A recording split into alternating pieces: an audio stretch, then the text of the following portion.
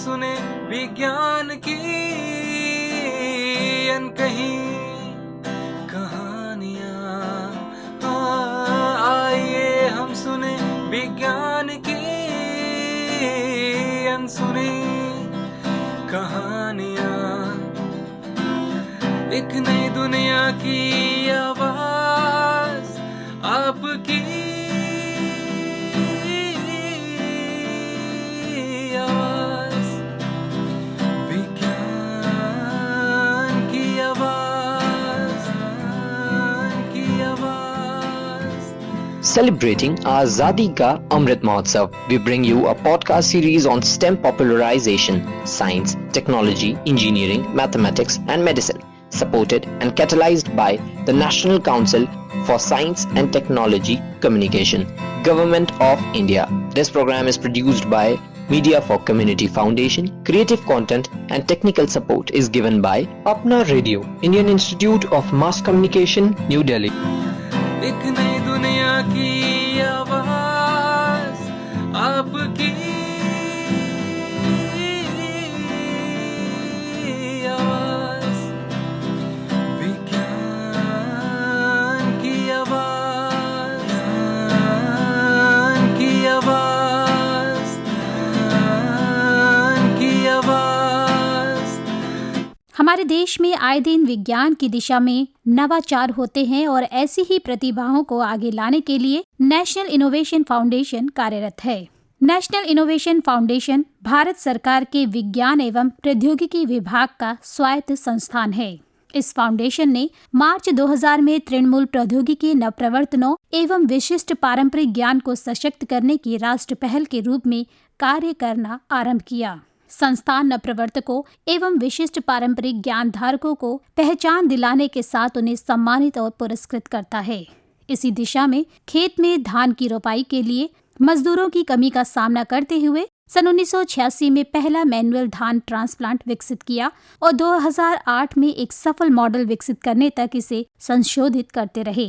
ANIF की सहायता से ट्रांसप्लांट को IIT खड़गपुर की मदद से संशोधित किया गया है। इसी विषय पर और अधिक जानकारी देने के लिए विज्ञान की आवाज कार्यक्रम में आज हमारे साथ जुड़ेंगे ANIEAF में चीफ वैज्ञानिक के पद पर कार्यरत डॉक्टर विपिन कुमार से। देखिए, मैंने काम किए उन पे कुछ उदाहरण देना चाहता हूँ। एक तो पॉलिसी का उदाहरण है कि एक DST का प्रोग्राम था इंस्पायर अवार्ड्स एक्चुअली, तो उसमें हमने देखा कि काफ़ी बच्चे कुछ मॉडल बना रहे हैं, लेके आ रहे हैं, लेकिन उसको किस तरह से इनोवेशन के साथ में जोड़ा जाए।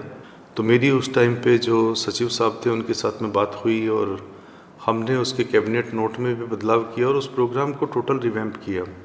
उसको इंस्पायर अवार्ड्स मानक का नाम दिया, million minds augmenting national aspiration and knowledge. उसके तहत मैंने वो कैबिनेट नोट चेंज किया और उद्देश्य ये था कि जो इनोवेटिव और क्रिएटिव माइंडसेट है उसको किस तरह से नर्चर किया जाए, किस तरह से देश के अंदर एक इनोवेशन का कल्चर इनकलकेट किया जाए, कैसे उसको और ज़्यादा इंटरेस्टिंग बनाया जाए। जब हमने इसको शुरू किया तो उसमें डेफिनेटली हमने कहा कि जो बेस्ट आइडियाज़ हैं वही आगे जाएंगे, वही काम करेंगे और इसको इस तरह से किया कि पूरे देश का हर बच्चा ये समझे कि हाँ, देश के अंदर एक सिस्टम है कि हमारे अंदर अगर कोई भी इस तरह की क्रिएटिविटी है तो उसको नर्चर करने के लिए सिस्टम है। इसको बाद में मोदी जी ने अनाउंस किया। In fact government has announce that programme inspire award मानक। उसके अंदर पूरे देश से 5 लाख स्कूलों से हमारा उद्देश्य था कम से कम 2 आइडिया लेना।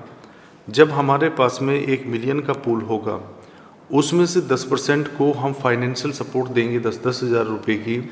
हर एक देश में हमने आइडेंटिफाई किए नोडल ऑफिसर्स जो स्टेट गवर्नमेंट के साथ मिलके, और वो नोडल ऑफिसर अपने डिस्ट्रिक्ट में एग्जीबिशन कराएंगे, उसमें से 10% छाटेंगे। उसके बाद वो डिस्ट्रिक्ट लेवल पे जाएंगे, फिर 10% छाटेंगे और बेस्ट जो 1000 होंगे उन 1000 को टेक्निकल सहायता भी प्रोवाइड की जाएगी। उसको 50-50 हज़ार का और प्रोविज़न उनके अंदर रखा है। और वो टॉप इंस्टीट्यूशंस जैसे IITs, NITs, IIScs उनमें जाके स्कूल के बच्चे जो कक्षा 6 से कक्षा 10 के बच्चे प्रोफेसर से मेंटरिंग सपोर्ट ले रहे हैं, उससे इतना फ़ायदा हुआ कि अभी देश के अंदर कहीं भी चले जाओ तो लोग मानक की बात करते हैं, और बहुत सारे बच्चे एस्पिरेंट हैं कि वो बदलाव ला सकते हैं देश के अंदर। तो शायद ये एक पॉलिसी लेवल पे हमने बदलाव किया, और इसमें इतना यहीं पे नहीं रुकती, हम 60 बच्चों को इंक्यूबेट करेंगे कम्प्लीटली, उनको रिकॉग्नाइज भी करेंगे एक फंक्शन के अंदर, और हमारा उद्देश्य है कि वो बच्चे उनकी टेक्नोलॉजी पे designers, engineers from the top institutions वो लोग काम करें, और जब वो बच्चे अपना ग्रेजुएशन करके आए उनकी टेक्नोलॉजी भी रेडी हो, उनको प्रॉपर एक्सपोजर भी हो, तो अब वो डिसाइड करें कि उनको इनोवेटर बनना है, उनको एंटरप्रेन्योर बनना है, या उनको अपनी टेक्नोलॉजी किसी और को देनी है। तो उनमें से ज़्यादातर बच्चे तो मैंने यही देखा वो एंटरप्रेन्योर बन के जॉब सीकर नहीं जॉब प्रोवाइडर बनना चाहते हैं। तो ये तो पॉलिसी की बात थी। मैं आपको एक इनोवेशन की भी बात बताता हूँ। एक काफ़ी पेन था, आप कहीं भी देश के अंदर जाएं तो आपने देखा कि महिलाएं पैडी ट्रांसप्लांट करती हैं, और बैक बेंडिंग पोस्चर में आप इमेजिन करिए उनके कमर में कितना दर्द होता होगा। तो हमने एक कॉल दिया जिसमें कि इस प्रॉब्लम को एड्रेस करने के लिए कौन लोग आगे आ सकते हैं। काफ़ी एंट्री आई, कुछ ठीक थी कुछ नहीं थी, लेकिन उसमें से जो 2-3 एंट्री थी उनके इनोवेटर को बुला के उनके जो बेस्ट फीचर हैं उनको साथ में मर्ज करके फिर हमने कई टेक्निकल संस्थान में उनको वैलिडेट करवा के उनको इंजीनियरिंग की सपोर्ट की, डिज़ाइन की सपोर्ट की, और फाइनली एक ट्रैक्टर माउंटेड पैडी ट्रांसप्लांटर बनाया। फिर उद्देश्य ये था कि अब इसको मार्केट तक कौन लेके जाएगा। आपको यकीन मानिए इस बात का कि दुनिया की सबसे बड़ी tractor manufacturing company John Deere came ahead, और उन्होंने उस टेक्नोलॉजी को हमसे लिया। अब जॉन डियर उसके ऊपर काम कर रहा है। तो शायद जो ग्रास रूट इनोवेटर की टेक्नोलॉजी देश की हर महिला जो पैडी ट्रांसप्लांटेशन में इन्वॉल्व थी उनको एक ईज देगा। एक्चुअली ये जर्नी प्रॉब्लम आइडेंटिफाई से करने से लेके आइडिया लेने तक, उस आइडिया को नर्चर करने तक, और फाइनली मार्केट तक पहुंचाने की एक जर्नी है। और इसमें चलो इनोवेटर को रॉयल्टी मिलेगी, उनको काफ़ी अपफ्रंट कुछ लाख रुपए अपफ्रंट पेमेंट भी मिला जॉन डियर से। लेकिन मेरा उद्देश्य ये है कि जो माताएं, जो बहनें वो उस तरह की हैं जो इस काम में इन्वॉल्व हैं, उनको जब थोड़ी ईज होगी तो शायद वो दुआएं देंगे कि हमारे लिए भी किसी ने कुछ इस तरह की चीज़ों को सोचा। एक और जैसे हमने आसियान का भी आपको जिक्र किया, तो आसियान के अंदर भी हमने देखा कि यहाँ के जो सबसे गरीब लोग होते हैं भारत के, वो होते हैं अकड़िए, बेसिकली जो नमक पकाने का काम करते हैं। अब वहाँ नमक की क्यारियाँ उस तरह की होती है कि उसके अंदर वो जब नमक कंसंट्रेट होगा तो उसे पलटने के लिए उसको अंदर जाना पड़ता है, और कई बार you see the condition of the people. हमने इंडोनेशिया में देखा कि वहाँ पे उन्होंने एक छोटा सा जैसे मोटरसाइकिल के साथ में अटैच किया हुआ एक टर्नर बनाया था उसको पलटने के लिए, क्रिस्टलाइजेशन के लिए वो ज़रूरी है। तो हमने इनोवेटर को उसको बोला इंडोनेशिया में कि आप आओ और हमारे यहाँ पे भी इसका डेमोन्स्ट्रेशन करो। जब वो यहाँ पे आए तो हमने देखा कि वो काम नहीं किया, क्योंकि हमारी कंडीशंस अलग थी, उनकी कंडीशंस अलग थी। तो यहाँ पे कुछ फैब्रिकेटर्स को लेके, इंडोनेशिया के इनोवेटर्स को लेके हमने अपनी फैब लैब में उसको अपनी कंडीशन के अनुसार मॉडिफाई कराया, वो काम किया, उसको हमने फिर डेमोन्स्ट्रेशन किया, लोगों को बड़ा पसंद आया। हमने कुछ पीस बना के अभी उनको दिए।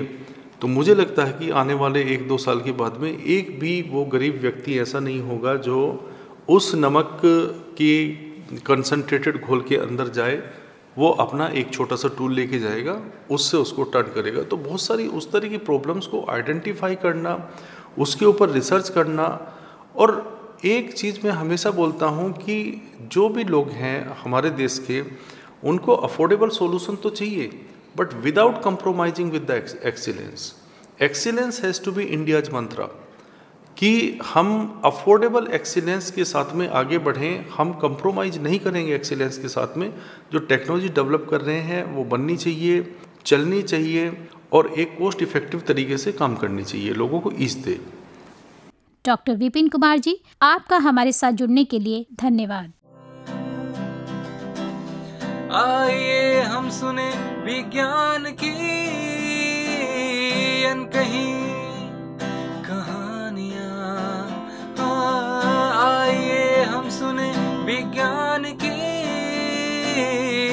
अनसुनी कहानियां, एक नई दुनिया की आवाज आपकी आवाज, विज्ञान की आवाज, की आवाज। Celebrating Azadi Ka Amrit Mahotsav, we bring you a podcast series on STEM popularization, science, technology, engineering, mathematics and medicine, supported and catalyzed by the National Council for Science and Technology Communication, Government of India. This program is produced by Media for Community Foundation. Creative content and technical support is given by Apna Radio, Indian Institute of Mass Communication, New Delhi. एक नई दुनिया की आवाज आपकी आवाज, विज्ञान की आवाज, की आवाज, की आवाज। Thank you for being with us. Stay tuned for more. You can also listen to these podcasts on Spotify, Apple, and Google.